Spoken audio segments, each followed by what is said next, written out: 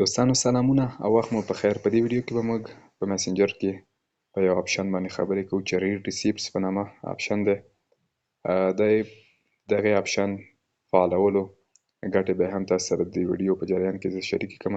هغه لپاره تاسې لومړی په میسنجر کلیک وکړئ او بیا دې درې خانو باندې کلیک کول نه وروسته به سیټینګز باندې کلیک وکړئ. سیټینګز ته به لاړ شئ. دلته به تاسې پرایویسي اینډ سیفټي په نامه اپشن پیدا کړئ.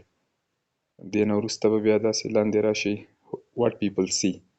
دغه اپشن کې به تاسې په لومړي هغه باندې ریډ ریسیپټس په نامه اپشن دی، په دې به کلیک وکړئ. دلته تاسې دوستان وینئ چې فعلا دغه اپشن غیر فعاله دی. شو ریډ ریسیپټس دا اپشن غیر فعاله دی. د دې اپشن فعالولو لپاره تاسې به په دې ځای باندې کلیک وکړئ، دا اپشن به فعال شي. نو دوستانو د دې اپشن فعالولو ګټه او تاوان دواړه لري. ګټه یې دا ده چې که مثلا بعضې وخت کې تاسې نه غواړئ خپل دوست ته چې تاسو ته د میسنجر لارې وایس میسج یا پیام استولی دی، تاسې یعنې په دې باندې هغه خبر نشي چې زما انډیوال دا میسج لیدلی دی. نو دې لپاره خو دغه اپشن فعالول ګټه لري.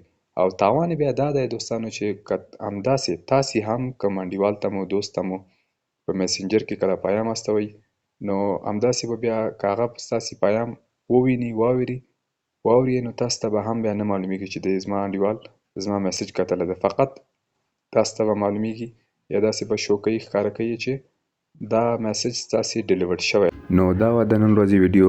که خوښه شوې مې وي در سره لایک یې کړئ. که کوم نظر یا پوښتنه لرئ له موږ سره یې د کامنټ له لارې شریکه کړئ.